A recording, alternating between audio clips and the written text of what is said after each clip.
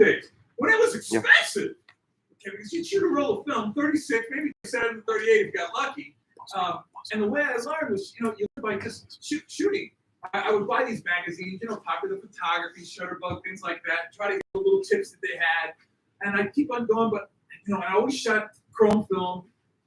And I remember my wife, we just got married. And I don't see nickels are up because I'm buying this film that I really couldn't afford. And then I'd get the film back, and she'd see me in the office going, beep, beep, beep, throwing out all the slides in the garbage can. She goes, what are you doing? I go, it sucks. What do you mean it's trouble?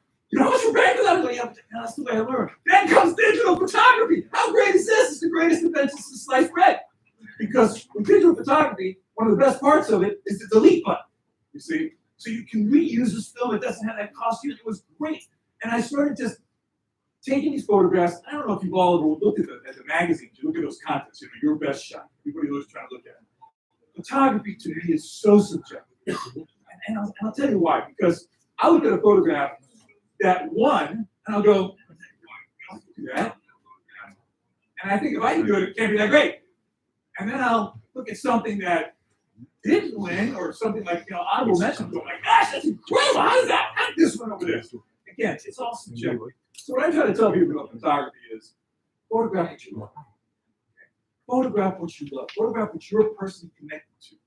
Because for me, photography is the single greatest tool I have to get people to care about wow. There's an old saying that says in the end, you protect what you love what you understand, and you understand what you're taught. Well, when I'm able to use an image to try to get people connected, that is more powerful than almost any words I can use. So I cannot thank the Miami Herald photographers. The way I started was I would then start photographing for the zoo. And this was back when Miami Herald had that incredible building, One Herald Plaza, and I would go up there. Maggie Steve, you're going to hear speaking. The goddess of photography. This woman is legendary. In the same room with her was like, I would go up to Maggie. She was the photo editor of the Miami Herald. I mean, the head director of the Miami Herald. And she would look at Miami and, in such classy Maggie way, she would never say, no, that's not good. That's not good. Sí, y que yo no entendí la pregunta porque estoy aquí concentrado. Always positive. It was always Entonces, positive. mira, para mí And that's what está I can tell you bien. about the Herald photography. Al Diaz to this day, I mean, I'll never forget the first time he comes. Hey, Ron, want to sit on the sidelines with me while I shoot the game? I'm like, are you kidding me?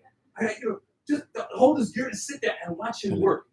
You don't realize, and I say work, I mean, for Al, it's a passion, but it's work. When you see a guy covered with cameras running from point A to point B, and not only is he just taking incredible shots, getting these incredible moments, he gets those shots because he knows his models.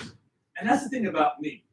Al knows football. Al knows basketball. Al knows where he needs to be to get that shot, to anticipate a play, to see what player's going to be where.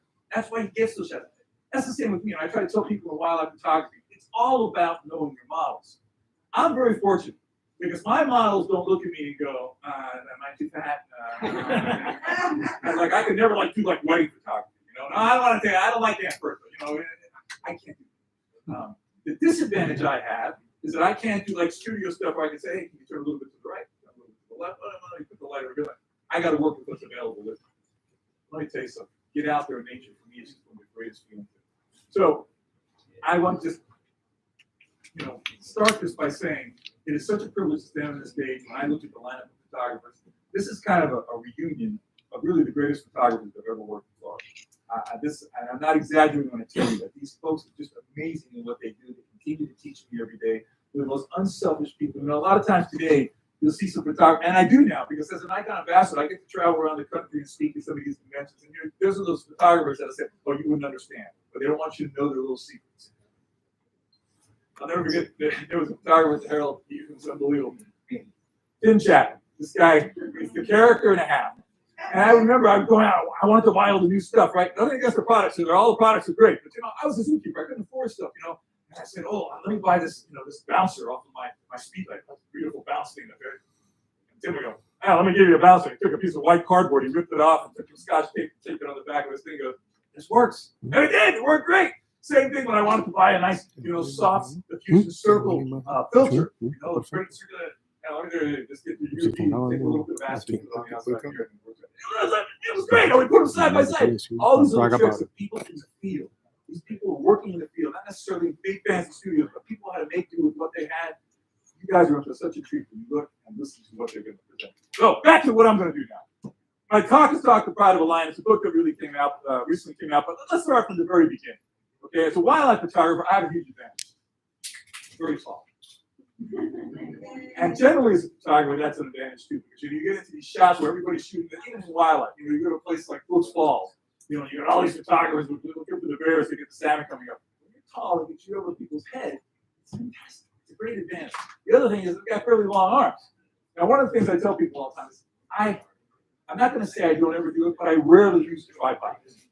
I'm not a landscape photographer. You're a landscape photographer, you're doing studio work. Tripod is a must. But with wildlife, man, I got to be able to go, shoot. I don't know if you guys have seen that commercial with the guys sitting up, little camera commercial, sitting on a tripod. The other guy gets the hawk flying. The guy's in the shop. So worried about setting up this tripod perfectly to get them down. So, I'll use a gimbal head or something like that sometimes with a monopod. But for me, I got to be able to just do this all the time.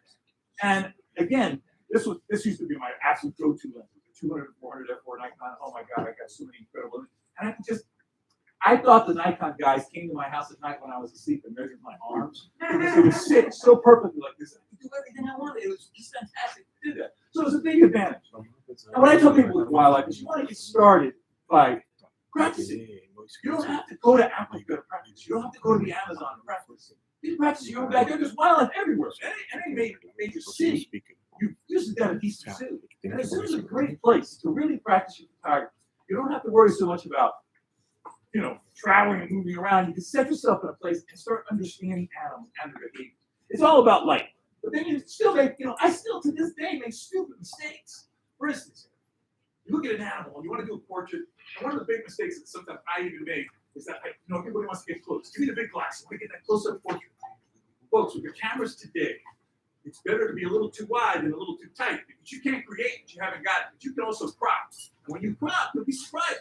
And I'll show you that in some examples. You can crop these images sometimes half the size of the original image, and it's still the quality for a cover of a magazine. It's amazing what these cameras are giving you today. But back to the original point, I still make stupid mistakes. Here I'm looking at the tiger, all the lights, gorgeous. I'm gonna take this is a great shot, right? What's wrong with that shot? There's a pretty big tree coming out of the back of the sky. Okay? Oh yes, you can, Maggie. You're always being too nice to me. You're always being too nice to me. Because all I had to do here was take 2 steps to the left or to the right, and the tree's out of the shot. You just got a nice uniform green back there. That bugs the hell out of me after I look at it. And I think I'm doing a good job, right? No. We all make these mistakes. When you have photographers, and I'm sure every one of the photographers you have up here today is going to tell you the same thing. We show you the good shots, but we take a lot of bad shots. Okay? There's an old saying that says, failure is not the opposite of success. It's the path to success. Okay? And that's how you learn. And now with these digital cameras, you shoot away, look at your LCD. And the first person that has to like the photograph is you. If you like it, it's a good photograph. Can you make it better? Absolutely. That's where I look to the Maggie Stevens, to the Al Diaz, to the Tim Chapman.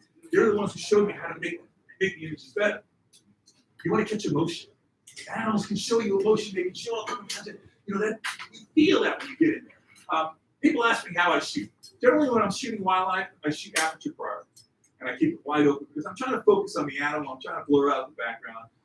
If I have to know that I'm going to be getting a lot of action, I'll shoot shutter priority. But I don't ever shoot automatic. And I often now, with the mirrorless cameras, this is the greatest thing. Because with the EVF, you see exactly what you're getting.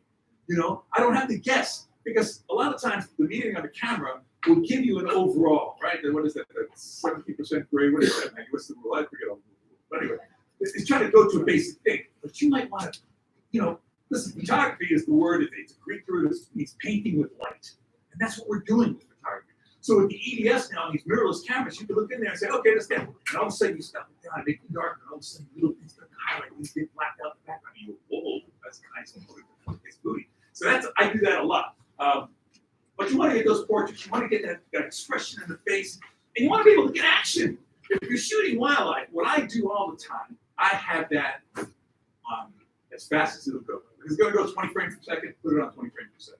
I watch an animal, and you can see I dedicated my life to it, so I can anticipate behaviors. In other words, if I see 2 tigers laying down and looking at each other, but I see the flip of the tail going like this, something's going to happen. Okay? It's just like with the domestic cats. You ever watch the domestic cat? Just got a calm face, okay, let's go on this. Something's gonna happen. So I put my finger on the shutter, and as soon as it flinches, I just let it go. I fire away. Because then you can stop action. You'll get a thing, you'll get all of a sudden, you can get an action stopped that I don't care how good you think you are or how good you are as a zoologist. I cannot say, okay, I'm gonna wait for that. Okay, got that exact motion. No. And the fun of it is this. When you're shooting 20 frames a second, guys, remember it's digital. What sucks, you delete. You can reuse the stuff. You go through it, it's like Christmas time. I open up those frames and I'm going, oh, look at that! Things you don't see with your naked eye. You know, the cat's eyes are out, the claws are out, things you don't see with your naked eye. That's what's great about this equipment today. It is able to capture. This is what makes me so, just in awe of the masters of the past who didn't have autofocus, who didn't have 20 frames per second, and still were able to get those shots that are so iconic that we've seen in Time, and Newsweek, and Life, all those great magazines. Think what those guys were able to do without the technology that we have. We now hold a freaking camera that has more computer power than what launched the Apollo missions. So these things we all got to keep in mind and use those things. It's really important. Another thing people say, and I see a lot of the good speed light guys here, the importance of the speed light. Even when you're out shooting outdoors in the sun. Okay, for instance, here you see the face of this orangutan. He's not happy. Why? Because he doesn't look good. I'm not filling his face. All I see are these two black holes in his eyes. Now I'm shooting this from about 20 feet across the moat of the zoo. Put on a speed light. In sunlight day, you're what is that going to make a difference? If you look at it go off in the naked eye, all you just see is a little flicker here. It's not doing a difference, right? Oh, light travels, and you'd be surprised because then I put the speed light on. He's happier. He's happier. Why? You're getting just that little catch light right here, right? Little catch light. It fills it in. And you'll be surprised at what a huge difference that is. So don't think that it's a sunny day, I don't need a speed light. You need to off-balance that light sometimes. Sometimes you get a harsh shadow, whatever, and it can really off-balance the light. Another thing is it'll fill in things and sometimes pop colors that are beautiful. For instance, here you have this lion tail, this golden lion hammer. Without the flash, it kind of looks like a flat brown almost. Put the flash on, speed light, boom, it just glows, it reflects. This is a big asset for you, and all of these incredible. I use ProPhoto, fantastic. When you're backlit, if I'm in a rainforest and I've got a little monkey coming down the tree in a rainforest and I'm shooting up, what am I getting? First of all, you can't really meter that because it's just going to give you the black silhouette of the monkey with the backlit sky behind it, right?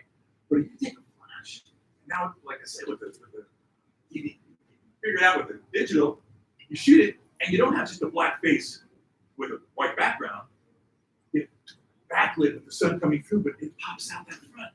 So this is what that speed light, I cannot overemphasize how important speed light is. Now sometimes it's a cloudy day, and people go, oh man, I'm not gonna go out now, look, it's cloudy, I'm not gonna get my colors popping.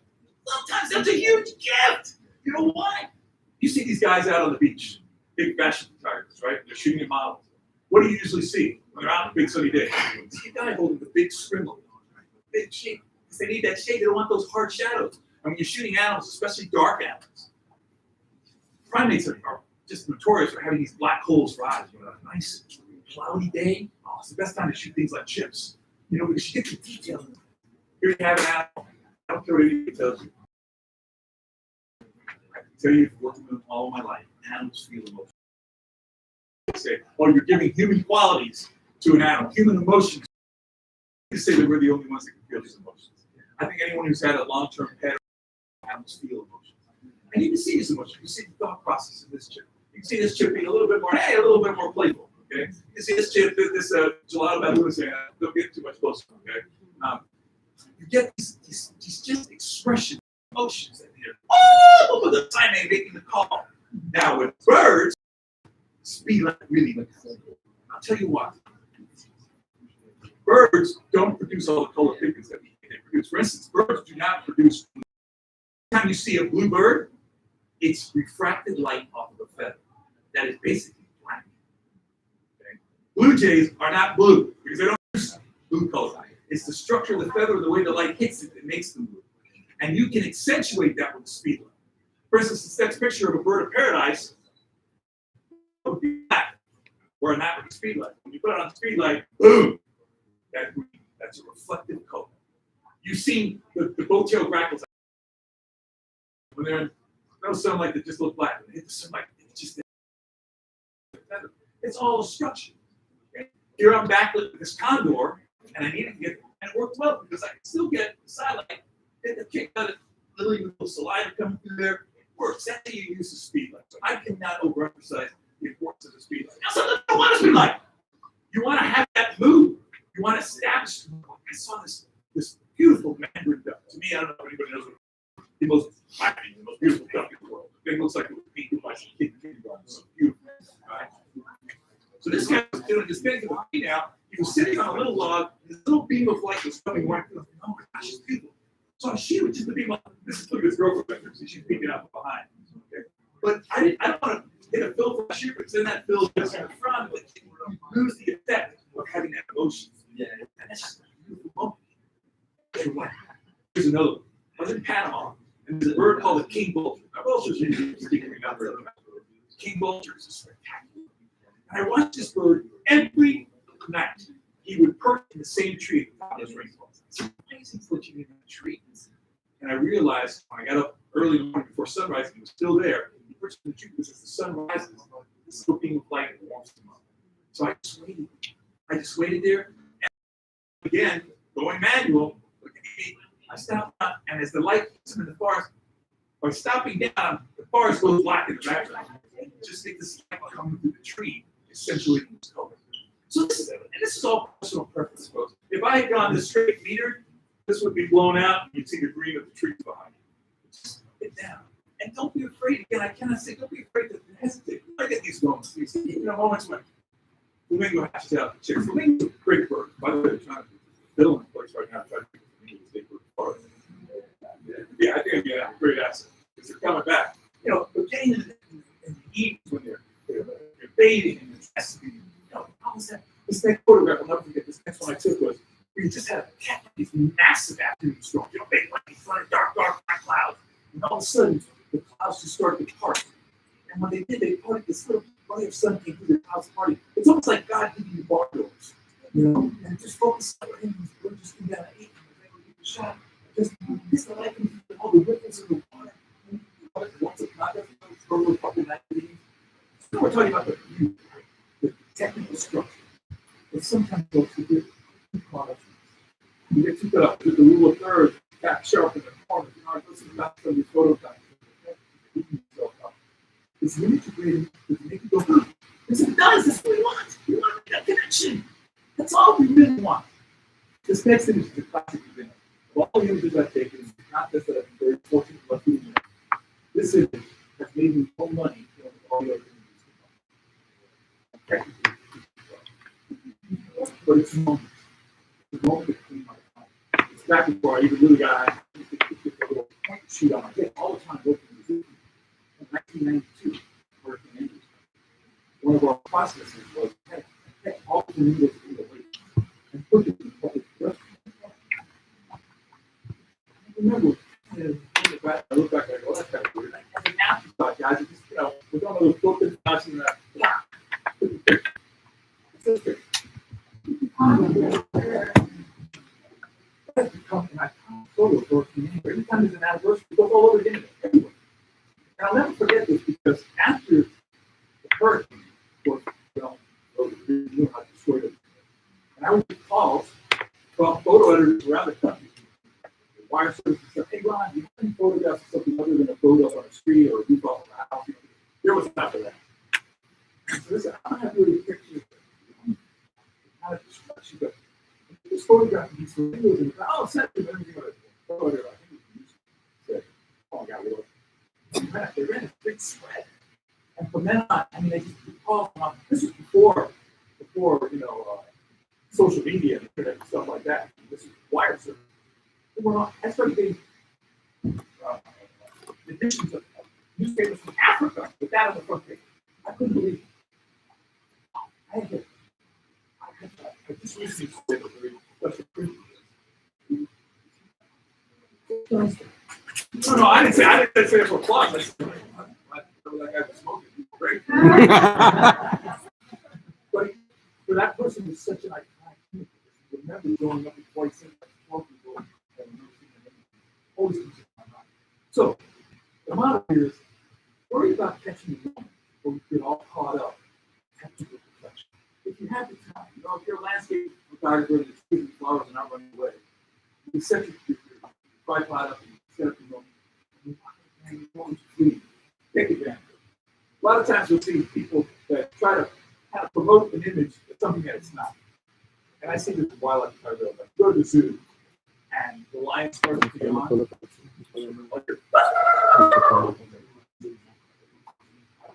Kind of aggressive. This shot right here. Oh my God, that Komodo dragon's coming at you. It's a kid, he's gone.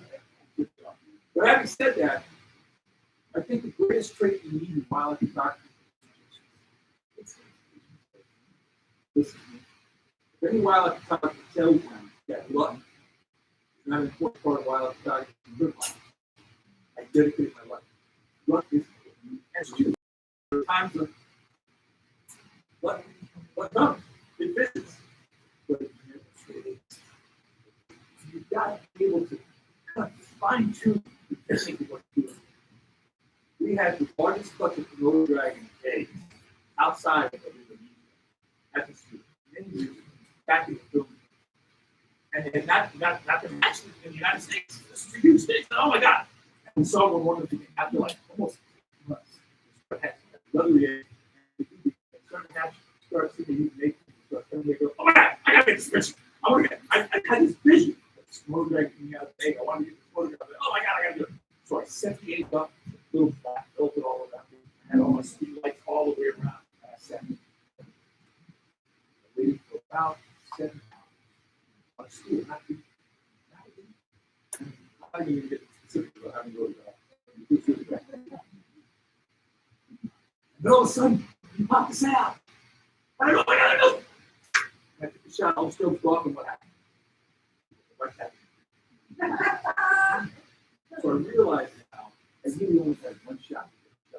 This is not a shot that could be seconds. Okay. And I think we all, many times, we envision the unit like to get what we get. Whether you're a professional fashion photographer, you're posing somebody else, but even in wildlife. And I had this thing in my head. I want this Komodo dragon. I want to see it come out of the egg, and I want to see it with its right. Here I am. Welcome to the world. Okay, I got to time this out. So we started coming out, and it came all the way out. This was 4 hours. And that was about 12 hours. 12 hours. His head comes all the way out. The screen. I want to get a foot out, too. I want to get a little more than just the head, because it looks like he's got the leg. There you go. And it starts coming out. If any reptile coming into the area, they start flicking their tongue, right? They start doing it in a routine way. It's like every 3 seconds. I started realizing. So I kind of, all of a sudden, you got the leg out. I want to go for that. Let's go. Give it a tongue flick. And I hit it. Strobe went off. He just blew out of the egg now. And I'm out of the egg. I got one frame. Blew out of the egg. And I don't know where I got it. It was some film. So I went right to the 24-hour place. Okay, I'll have a review. No, I'm leaving. This guy was moved to the right. I'm going to wait for you. I got to see if I got this. After about an hour, it comes out.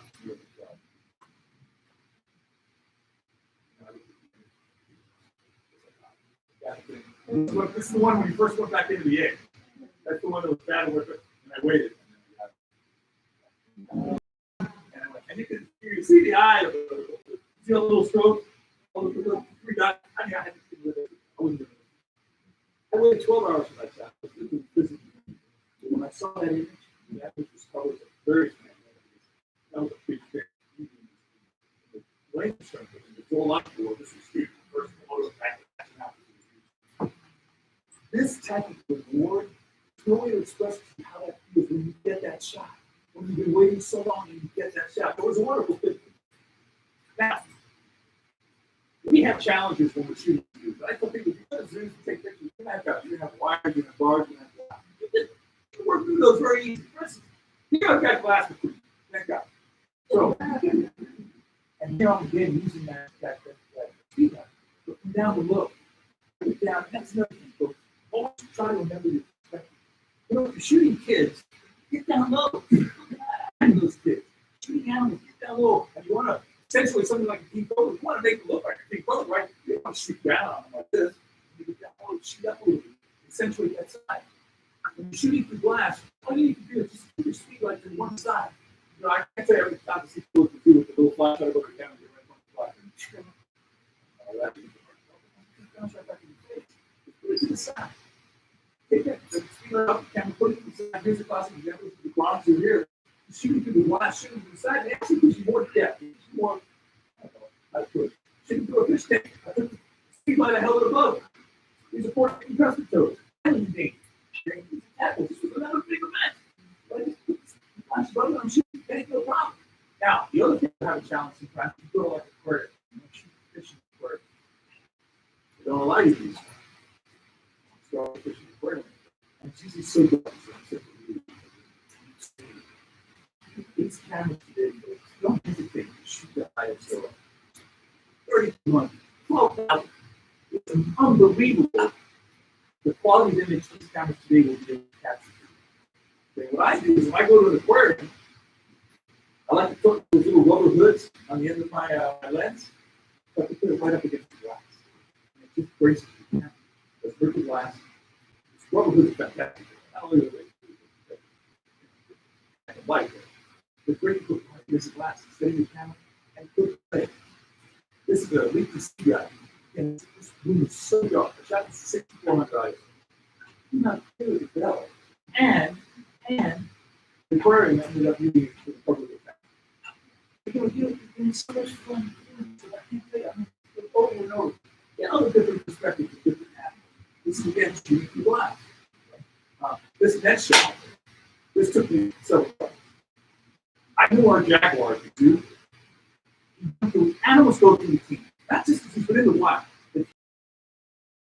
And you see all these trails going through different places, whether it be the Okavango Delta, whether it be the Masai Mara. You see these trails. Why? Because animals use them over and over the same trail. They use it so you can anticipate behavior.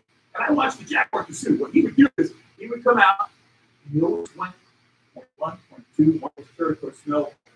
He was walking across the swamp. At certain the light was coming up in the early morning, kind of in the back, and I said, okay, this exhibit had piano wires buried.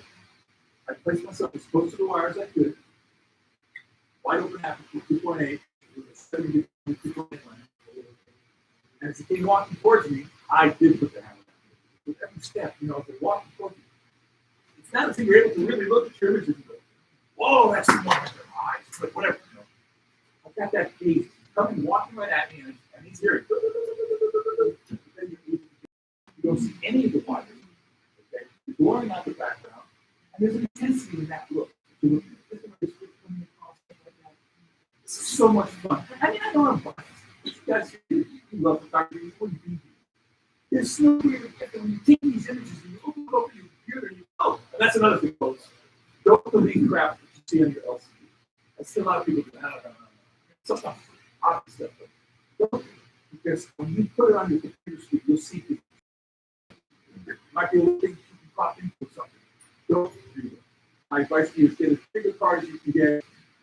Take the shot and wait until you get home when you put that on the computer. Look at it. You never know what you can do. I told you about the sensors now. They allow us to be able to crop down and still get great images. This is not with a huge sensor. This is a 24 sensor. I got the shot here, but they need to make a cover picture. They crop down and work that perfect. This next shot is one of my favorite shots. You can look about it. Sitting here, the sun is setting, the light is great. It's a little bit story. But I'll show you this picture. At the sunset, these dogs are just getting killed, and these lions came from the other side of the water dam. Now, generally speaking, lions don't like it. You know, you go to the Masai Mara Canyon and you step in a puddle and like, oh, God, I got to but nope. So the question is this lion going to come across the water? I place myself, I place my hand over right between the kill behind me and where that lion was. She wasn't going to see me. shooting up the road. And she started going, and you took this picture. Boom! She's looking at you, get the reflection of the water. I love that reflection. I was like, this is fantastic. Look at the sun setting, the light, the splash, the bunch. It looks like she's coming to kill me, but I know she's not going to kill. But it's fantastic. You get this energy in the shot, right? And I agree. So this is the shot that I submit as a magazine's gonna love this shot. This is gonna be great. I'm done this shot. And Shutterbug called me. We love your magazine. We love that picture. We're making the cover. And I'm like, this is great. Look at everything on it. Like, oh, this is perfect. I can't wait to get the Shutterbug out. So Shutterbug arrives. I open the magazine.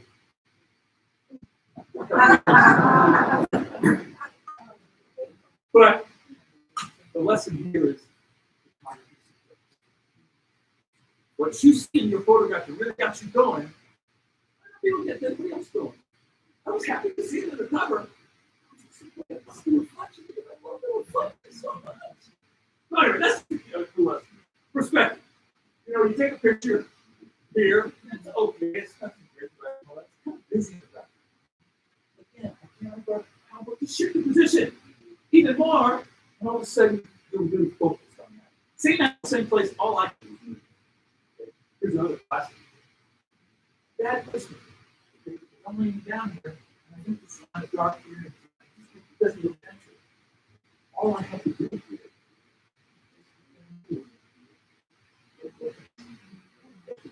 just moving a couple of steps, be aware of your background. I still make the mistake all the time. See, yeah, look, I gotta get. I'm not looking about trees looking like a giant with a lion giant.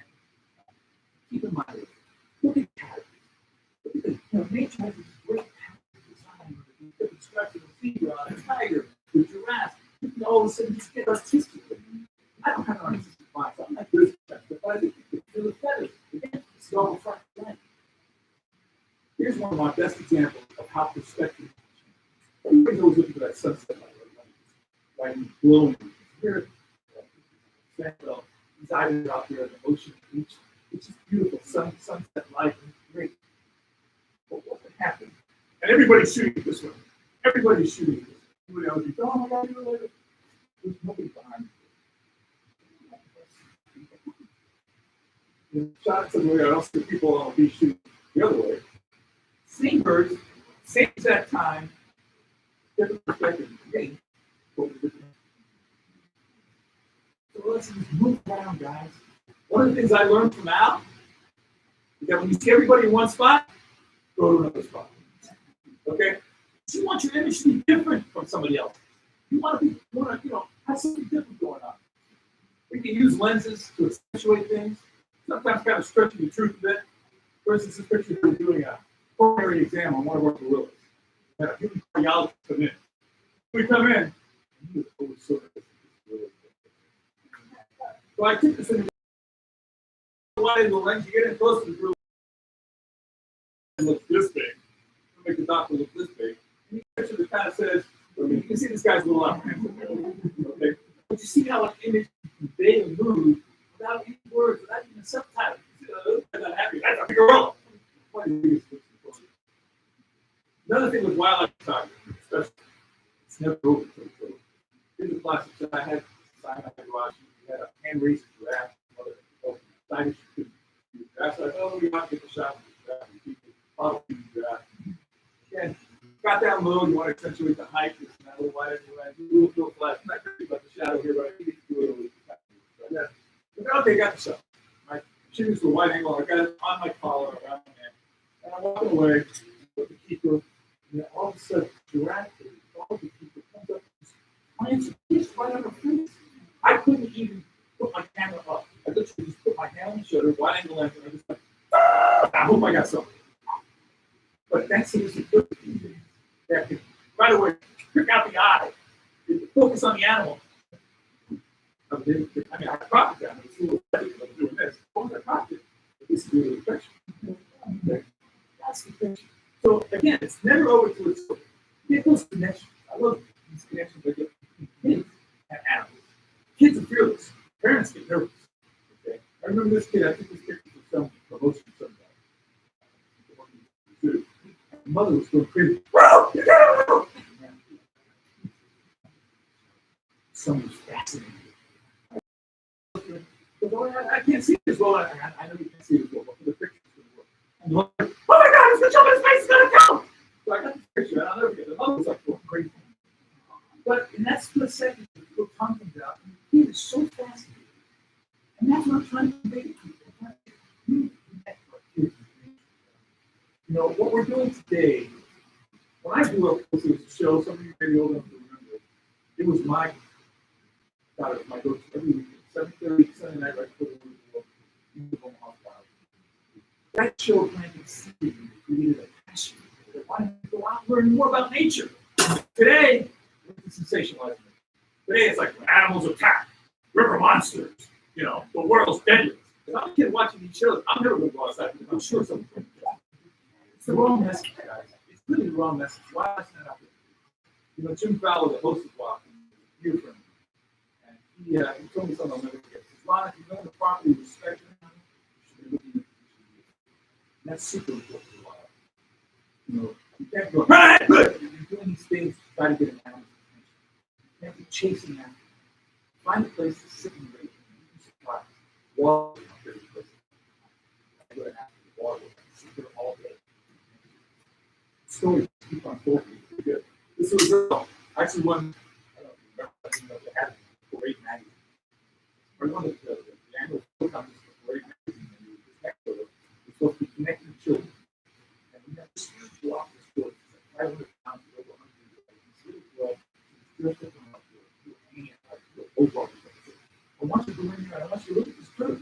He's standing up with his girl, he's trying to scratch his neck. She walked in, and I thought that she was going to kind of look down on him, and all of a sudden she just squat down. I was able to get the shot. Because if you see an honest, I'm not telling her what to do or how to look. That's pure honesty. When you look at the kid that way, that's not posing. That's just pure honesty. This is the moment you want to play. Then you got big children. I've been happy to work with a couple of those. The biggest one I've ever worked with is Phil. Shaq is a classic. He's just such a fun guy. He's so supportive of a lot of people. We had a big draft for us. Shaq! This is back in 2006. Shaq! And he's about to show, get that shot of you the draft. Just send out as a freshman. When we draft one, and look, Shaq's taller than the draft. The question is, so much great for big draft. You weren't really draft. This big guy that crushes people on the court. It's a big draft. Oh my God, buddy, relax. Let's get the picture. Okay. I thought to myself, Shaq, we're doing a conservation program for the world's smallest planet. It's called a mouse. We as humans are about Shaq, I need you to come down and get a picture with the mouse room on your arm. You're like the world's biggest planet to me. You're like unbelievably huge. Okay. What? I took a shot, you know, I'm not a student. I said, okay, Shaq, put it in there. I put a little thing on his arm. Anyway, I said, Shaq, this is great. I said to myself, Shaq's flat. You want to promote this, we're going to make a little kind of poster to promote this to get people to share. Shaq, show me what you think the mouse in looks like. And that shot went everywhere. So, you know, these are things that we have these opportunities, and these photographs are so powerful. The greatest communication tool it is. We are now more than ever an image-driven society.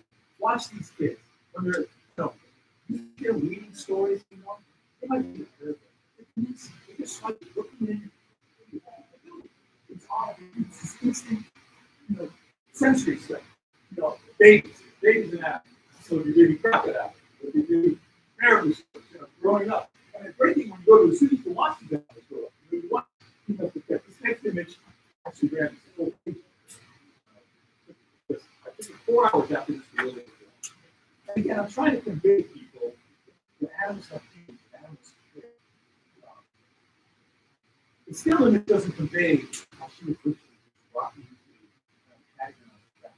but I think if you look at the way she's looking down and the infant, 4 years old, is looking up at his mother, you know there's a connection. Okay? You know there's something strong and powerful. Maternal instinct is not just matter of fact, animals are better. So there's so much that we can learn by looking down again, I'm such a human too. You know, get these little off moment things. You know, they're right over here. This one is, you know, you get these moments and watch your kids be kids. Draw those parallels. You know, how many times have you got with the kids and you see a kid watching his parents and walk into the mother? What the kid did? I know what it is. They're gonna baby animal. I knew this too. I said to myself, okay, I'm this baby animal being introduced out to the exhibit for the first time. There's a photo in the center of that. I know these. Okay. And sure enough, he did. You get in there as he's splashing around, and he starts rolling around, and he's being a total goofball, and he's hearing my camera go off, and he's realizing, oh, and it's fun, you know, it's fun, it's great fun. At the same time, a photograph can be a little misleading. Maybe your class example, this next photograph, then there'll be the cover. You look at me and go, oh, so sweet. But they don't realize it's like, how the split second, this baby mind was not keeping his head, not what the mom was looking at it, and they go, bam! Smashed the mother in the head so bad, the kid almost fell back in the line. So you look at it, come on, right? No, it's the split second. No, he's crushed by this. Yeah, photos and stuff, but misleading. That's not exactly it. But you get these moments, you get these really great moments. You know, again, what I tell you about shooting and letting the camera do the work. If you have 20 frames a second, you're shooting animals in action, shoot 20 frames a second. Because this is a classic example. I'm sure you guys are going to talk about this up. I'm out there shooting this giraffe with the giraffe, and the mother's feeding the giraffe, and all of a sudden, the mother comes down to clean the top of the head of the giraffe. And I'm just like, and there's a guy next to me with like $30,000 worth of, you know, the most expensive, $14,000. He's got the vest with the pins, the patches, all the places around the world. The hats, and this guy is so this animal comes out, as soon as the animal goes his head, like, go! And he quick, and he looks at me and goes, no, excuse me. Never forget this was wrong already. When you become a real photographer, you know when to shut it instead of that spray and pray. So I'm tipping through my images. I see this image with tongue sticking out. This little moment, which is a split second. I go, oh my God, you get that? Look at it. Guys, don't ever think you're too good for you. It's important, it's amazing. Gosh, people, the masters had this back in the 50s and 60s. So use that stuff, okay? All right, so we're going to go out to the wild. A little story. This is cool storytelling. Wild dogs. Painted dogs. Greatest predators. I've been in Africa so many times. You guys, you know, being down low, like old cameras and stuff like that. Easy. Greatest afternoon never in Africa for me. Over by the Botswana. Watch these wild dogs. You watch the interactions between them. It's incredible. You watch the social dynamics of the and the fighting and the going territory. You see. Want to put the mic on? Oh, okay. Oh, it's for the feed. That's what I asked for in the beginning. Lord have mercy. Okay. Oh, okay. Anyway. So you get these great interactions, right? And you know, the painted dogs are very socially structured, very distinct hierarchy. And you can tell from body language when they're kind of bowing to me. You know, kind of like all of us are talking to. Like, here's Maggie.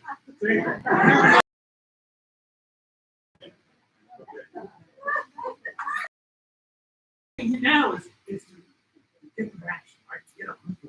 Another get because all of a sudden, you know, a prey species will see it like this Impala, and they go into this behavior where they do this clunking. They go up and down, try to distract, and disorient the dog. But the dog's like, no, we're coming at you. And they start flying at him. I want to close up like a cape on this guy. He's a super dog. They're running across what my lighting isn't great on back of this, but I don't care. Like, this is a moment. I'm going to light something. No! I'm telling you here. You don't have to have public lighting. So things running through, going through the water, and all of a sudden they make the kill. And they make the kill.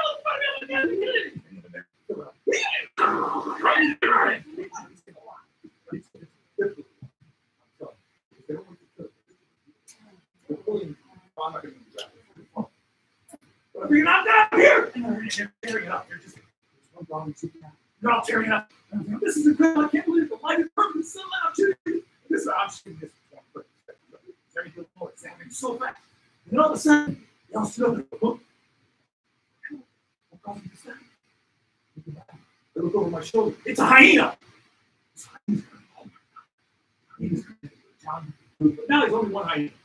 Like 6 dogs. I need to sit there. No, I got it. I'll have my back. I'm okay. So the dogs go back. Let's go back. This other dog looks up and goes, look. It's the lion. She's on the other side of the water. They're coming. And she's coming at me, and I put myself in position. And there it is, the shot that Shutterbug butchered on me. And I would give them the spec shot. So the spec shot is not it's line that's blowing by me. This is before we had these cameras that literally will follow so perfectly. I would give them this shot here. Who's behind me? It's the action, you feel it. The dog's going, uh-oh, the lion, we're out of here. So they run away. Back to the game, but it doesn't matter because you get the mood of what the afternoon was here. Okay? If the alpha dog's like, boom! It really stinks. The lion's going to be takes the fuck over, she's eating it. And all of a sudden, she looks up. What now? It's a leopard! A leopard! Because when this kill is done, there's all these falls, right? And all the other parts, hey, somebody put some lunch, let's go see what we scrounge over.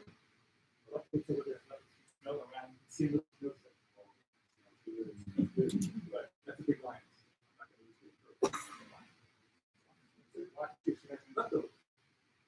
The sun sets, it's dark. Lions are still open. And all of a sudden, I hear whoop, whoop.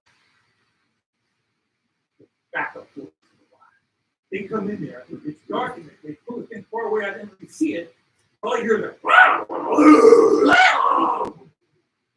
I just chase the lioness. You're there. They come in and chase the lioness. This is unbelievable. This is the most amazing night I've ever had in that. Okay. Watching these dogs. This is stuff Nat Geo goes out sometimes to spend months trying to get a sequence like what's going on. And all of a sudden, the dogs come in, they make the kill. I see the kill. The freaking hyena comes in and doesn't have a so he's going to sit down. Lioness comes across, chases the dogs off. Now the hyena back comes in. What else can happen? And all of a sudden, these hyenas are going. What's the purpose of them? It's like, I think every predator. Leopard, dog. What else is there? Crocodile comes out of the water. This crocodile comes out of the water, and he takes the food from the hyenas. Like, they're going after the crocodile.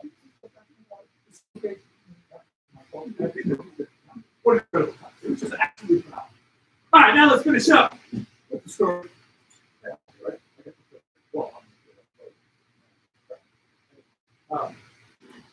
Right of the Lion. This is this book published, and this is an example of storytelling without having to go to without having to go from the student part of the way. There's a lot of no, it's not practice on 40. Let's go there. The story about Kwasi. It starts with Jabari and his brother Kwame. These guys, the brothers. That's who it is. And the chief and his mother, sisters also. These two guys were the best of friends. They grew up together, loved each other, never a problem. They go out and play together, this and that, until we introduced them. Why? Because females make males stupid. Females went out there, started cycling. All of a sudden, these males are watching. They've got to fight for the privilege of being. Who's going to be the one to breed for female? And they had these epic battles. You ever remember the Lion King like? It spikes his own like these battles.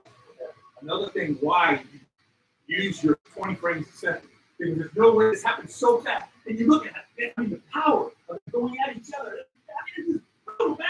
And yeah, some of these images are not that sharp, but you get the motion of what's going on. So you want to show that motion. You want to show that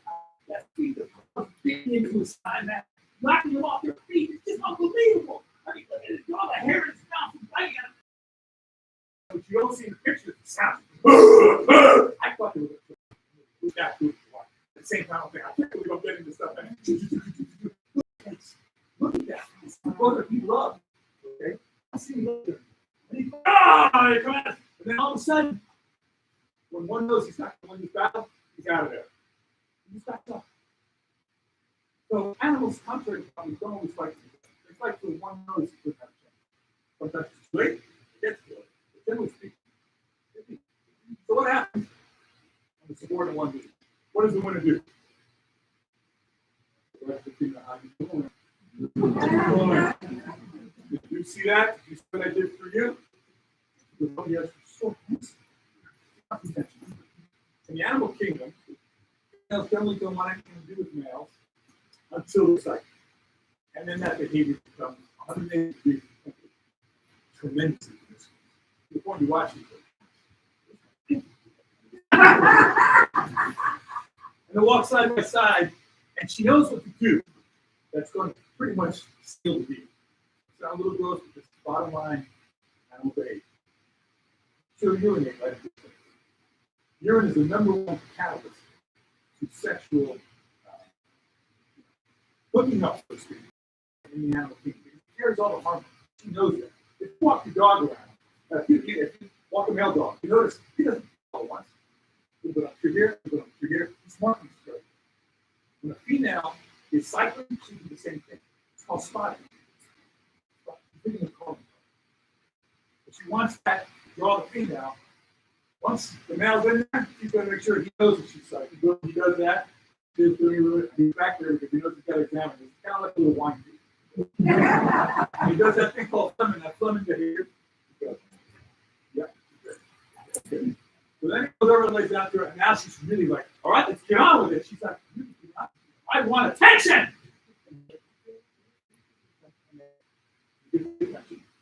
And then what happens is this will go on every 20 minutes, 3 days.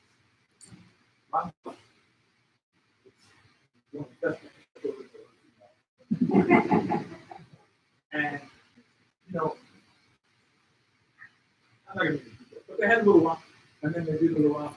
And then what happens at a certain point, she actually conceives and she stops cycling. And when that happens, she wants nothing to do with him. He doesn't do this. He thought he got him in the head. Okay? So he's going to continue now for the rest of his life every 20 minutes. No. As soon as she conceives, she's done. But when he tries again, she turns around and she goes, no! And what do you mean you know the animal? If you go, really, I said no. He tries again. And approach her. She stops the approach. You looks at her like, no. An hour ago, you couldn't get enough of me, and now turned into some crazy woman. What's going on? What's going on is because about 10 months later,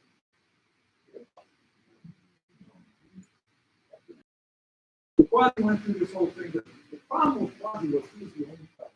Asha, this was her first birth.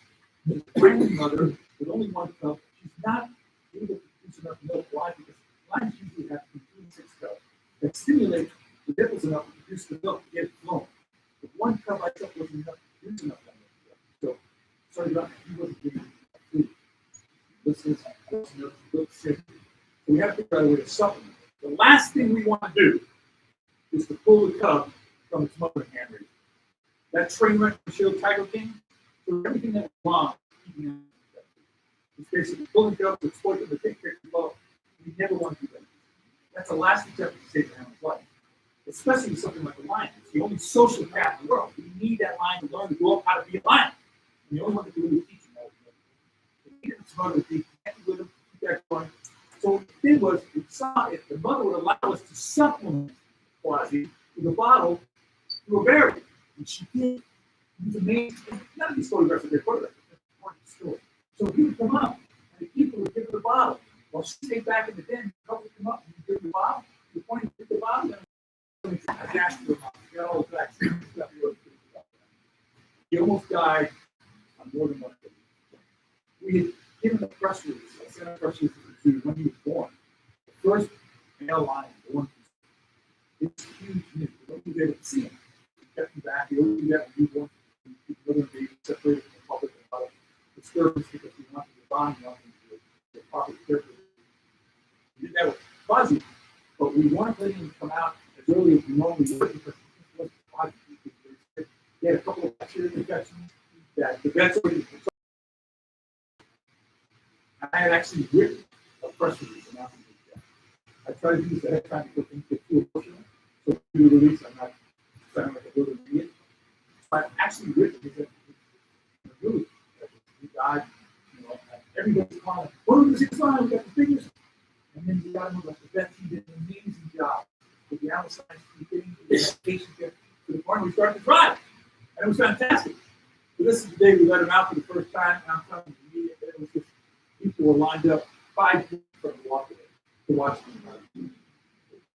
I was this much Asha, the mother, would have come, quasi going around, exploring, it was like our own mind. It was our little mind.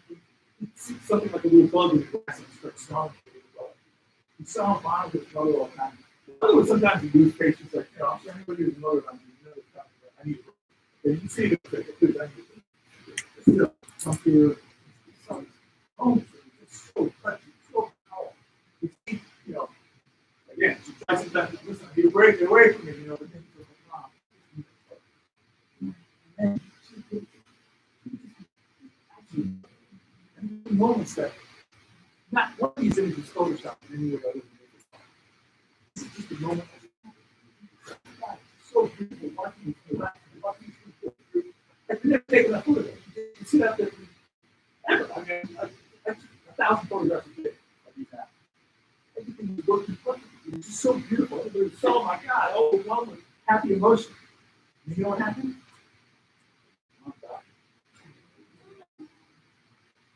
She got some kind of infection. She had respiratory to the hospital. She got a big part of it. In an apartment, she wanted to go to sleep. And now we have one cup. It was different. Yeah. And it was so emotional. I gotta tell you. But there was a little positive side. Asha's sister, Shiva, had a little cubs several weeks ago. She had 4 cubs. It was her first little kid. She had 4 cubs. Those cubs fly to GP. Mine was the only social cat in the world. So, well, what if you use Quasi to sheep? Maybe she would adopt it. It does happen in the wild sometimes. And that's exactly what we did. People was there with all the 4 cubs. Great mother, everything was great. Comes with small stuff. Maybe we can use Quasi. And you go. There it is. But the thing is, it's literally larger than the cubs. But he was, he could get down and so appreciative. It was amazing. She would not be, he would not be the first time. It was like he was afraid he was going to lose. He would say next to her, he said that, but he was quite honest. Kind of fighting. She never disciplined.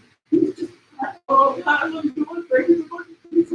Even when her own cubs were trying to get attention, he'd jump in front of her. No, she's my mom. She's my mom. It was amazing to watch. The cubs, her biological cubs would be in the background, and he'd be there playing with mom all the time. Always with mom. Always alongside adopted.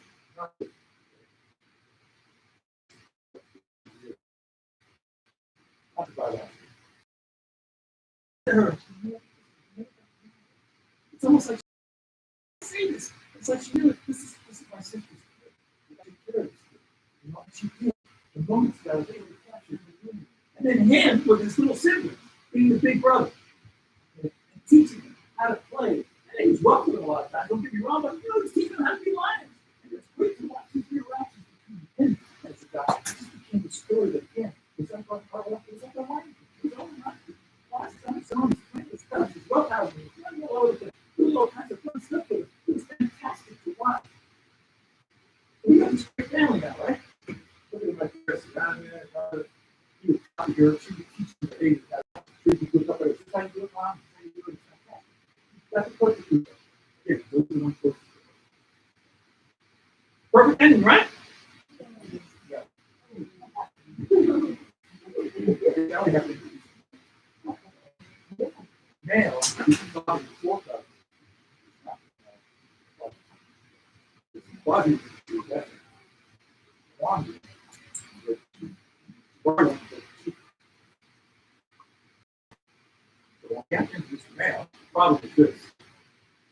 Lions will instinctively kill cubs.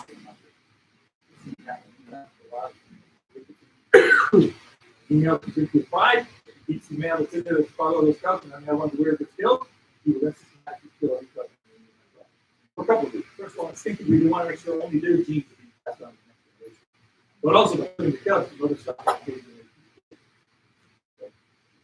So, we did this kind of introduction in the back room where we, Ben, where we had, like we did when we first introduced quasi sheep as cubs, we put a barrier between them, but that they could see and smell through.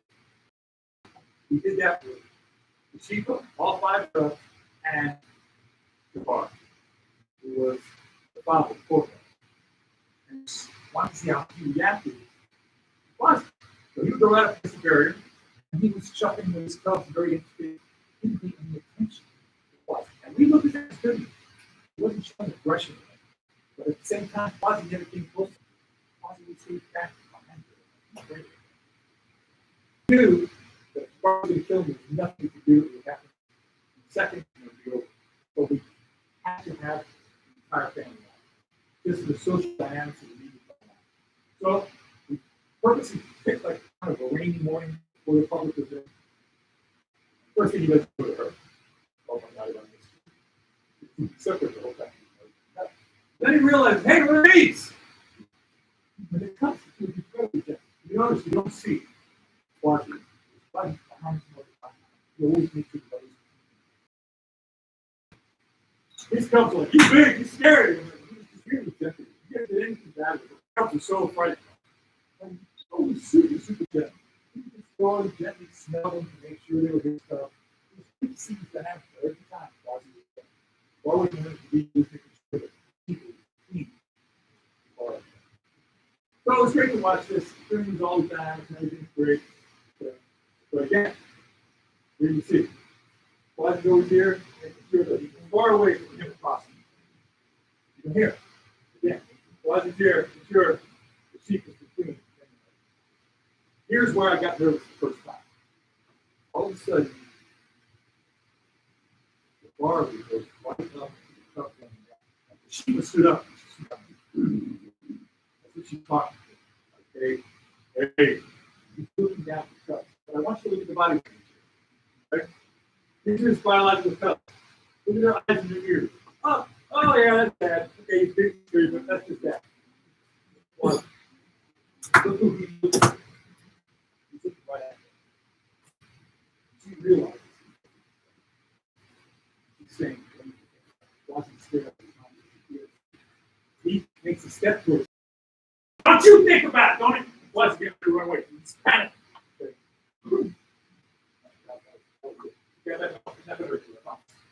Why this happen, folks?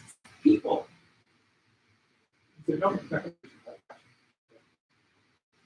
then, later on in the afternoon, Quasi started to like, Jabari started to like, seem like what he did was he would go over behind the burn and Quasi with his stuff around, and he looks around and says, the bar's gone. I can go out and explore.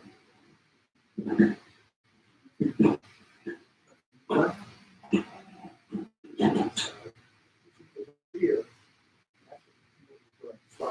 look at his face. This is not.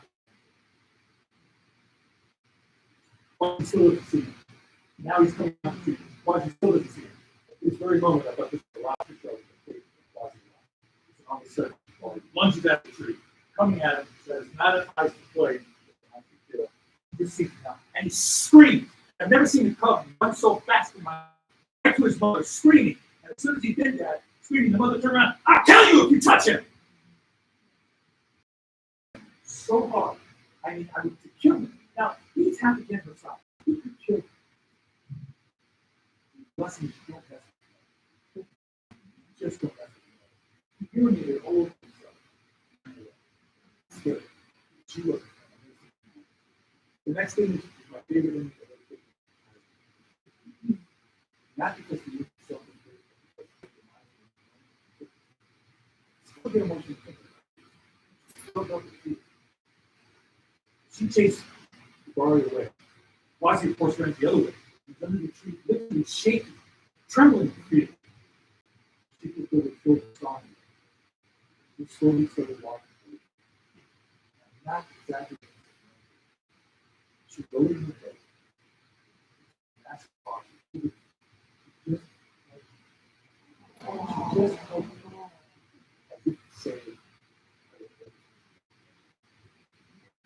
so much. More about like watching the mother take care of the hospital. And from that day on, Jabari was Mr. Dad. He was great with everybody. He played with everybody. Even when they fight him, he go, oh, your mother wasn't here. You can see that he's saying, your mother was here. Just like my mom. A real great moment came when Asha took, the sheep brought Quasi over to Jabari laying down. Stopped as if to say, and I could see Quasi turning and looking at him going, he tried to kill me the last time. What do you want me to go there for? The sheep was like, we're going to make this right. And I see Jabari's looking on his eyes open. He's got one eye looking at me. He's going to come and kick my butt again. And here comes Quasi and says, how's this going to end? And Quasi lowered his head all of a sudden. Another different better water. Right after that happened is when Shifa came in and told Quasi. It's just unbelievable.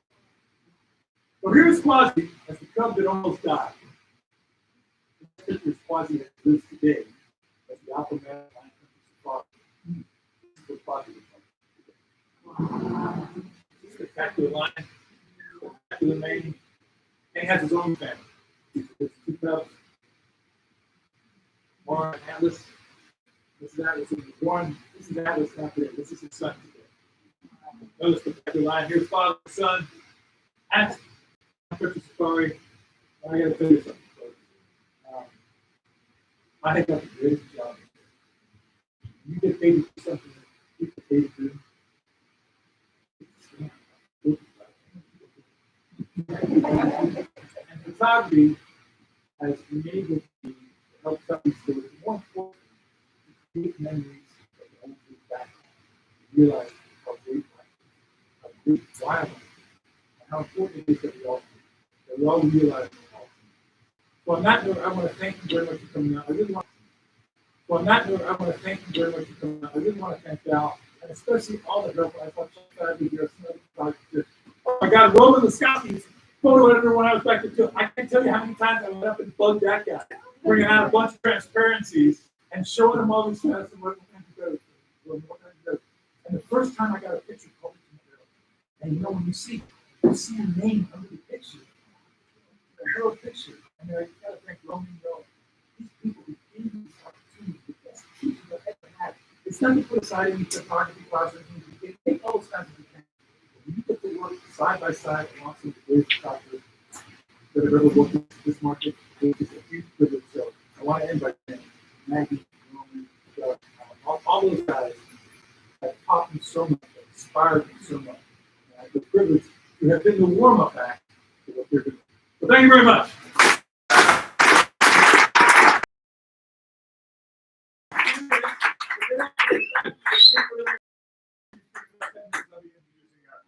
That's the goddess.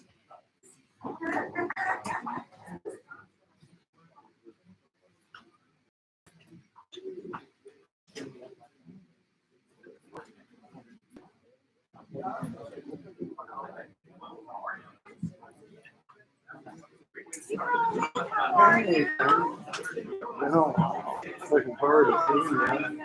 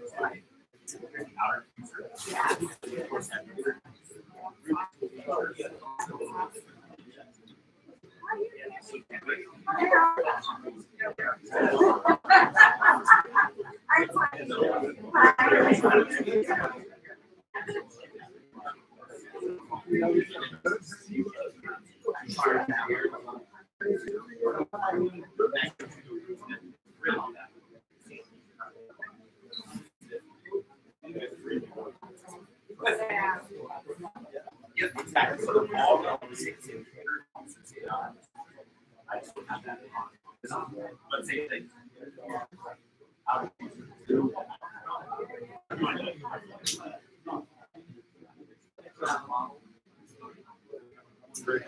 Do it short. You can just collapse it in the bag. Or you can have it hold yourself with whatever.